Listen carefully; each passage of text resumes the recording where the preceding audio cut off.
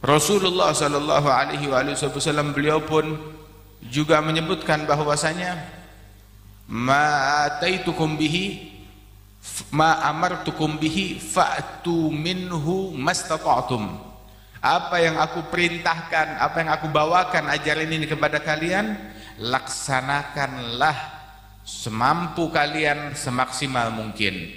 Wa ma nahaitukum anhu, dan apa yang aku larang kalian darinya, fajtanibuh, tinggalkan sejauh-jauhnya. Ini adalah kunci keberhasilan. Sebab di dalam perintah Rasulullah terkandung banyak kebaikan, baik kita faham maupun kita nggak faham. Mungkin seseorang tidak mengerti kebaikan tersebut di saat ini, tapi kelak dia akan memahaminya. Sebagaimana banyak orang dahulu mendengar ucapan Rasul sallallahu alaihi wasallam, tapi mungkin mereka masih belum paham apa maslahat kebaikan yang ada di dalamnya, melainkan berpuluh-puluh tahun, beratus-ratus tahun kemudian, lebih dari 1000 tahun kemudian, ternyata terungkap rahasia kebenaran di balik ucapan Rasulullah sallallahu alaihi wasallam, dibuktikan oleh sains, dibuktikan oleh teknologi, dibuktikan oleh kemajuan zaman, dan Rasulullah telah mengetahuinya sejak dahulu kala dan mengajarkannya sejak dahulu kala. Kalau kita baru sekarang masyarakat peduli dengan kebersihan, peduli dengan yang namanya cuci tangan, maka Nabi Muhammad SAW sudah mengajarkan kepada kita sejak 1400 tahun yang lalu. Mau wudu, ambil air wudu, berapa banyak cuci tangan kita? Paling tidak 3 kali kita cuci tangan sebelum ambil wudu. Bahkan didetailkan lagi di dalam ilmu fikih itu, waghsil yadaika qabla an tudakhila inan wa madmit wastanshik wa ammimi ar-ra'sa wabda'hu minal mugaddami. Diperintahkan mencuci tangan terlebih dahulu sebelum wudu. Disunahkan sebelum wudu dia cuci tangan, basuh tangan sebelum wudu, sebelum memasukkan tangan ke dalam bak air. Dia cucinya di luar bak sebelum memasukkan tangan ke dalam bak air. Subhanallah, sesuai dengan konsep kesehatan kita, bahkan lebih dari itu semua. Itu cuci tangan yang sunnah sebelum wudu. Belum cuci tangan ketika di dalam wudu yang merupakan furudul wudu. Mencuci tangannya lagi disunahkan di dalam syariat secara seksama. Cuci tangan termasuk memastikan masuknya air ke bagian bawah kuku nggak terhalangi.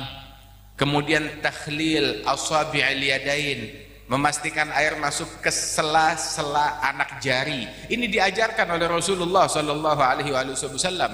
Kemudian Nabi kalau berwudu itu disunahkan juga tadlik, agak diusap, bukan cuma sekedar air ngucur, tetapi digosok tangan.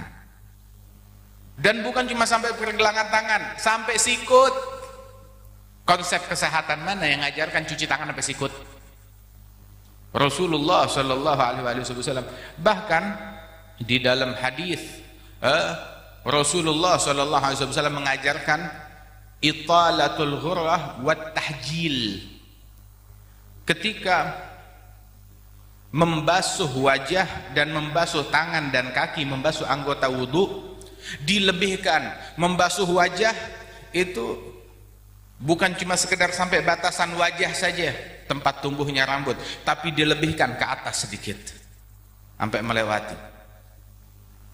Kemudian juga ketika membasuh tangan bukan cuma pas sampai sikut, tetapi diajarkan oleh Rasulullah lebih dari sikut. Rasulullah sallallahu alaihi wasallam beliau bilang di dalam hadis bahwasanya besok umatku tub'atsu yaumal qiyamah ghurran muhajjalin min atharil wudu. Faman istata'a minkum ayyutila ghurratahu falyaf'al. Besok umatku dibangkit hari kiamat ghurran muhajjalin, wajah mereka itu bercahaya, bagian wajah wudunya itu bercahaya, kemudian sampai ke atas wajah, sampai bagian depan rambut turut bercahaya. Begitu juga muhajjalin, tangannya itu bercahaya, bukan cuma sampai sikut, sampai ke atas sikut mendekati bahu. Kenapa? Dari bekas-bekas wudu air sembahyang. Faman istata'a minkum an yutila ghurratahu, kalau bisa memanjangkan itu semua, dia panjangkan basuhan airnya, dia lebihkan daripada kadar wajib, falyaf'al, laksanakan, kata Rasulullah sallallahu alaihi wasallam. Tangan sampai di atas sikut, kemudian juga membasuh kaki, bukan cuma pas mata kaki tetapi sampai di atas mata kaki, kalau perlu sampai setengah antara mata kaki dan lutut. Diajarkan demikian oleh Rasulullah sallallahu alaihi wasallam. Kebersihan yang diajarkan oleh Nabi Muhammad tersebut, hingga kakinya orang Islam bersih, lebih bersih daripada mukanya orang yang nggak sembahyang.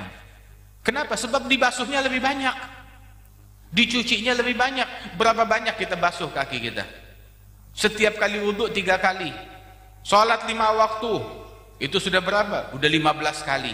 Belum lagi setiap dibasuh kaki tersebut ada namanya takhlil asabi' rijlain, memastikan masuknya air tuh dengan seksama ke sela-sela jari kaki.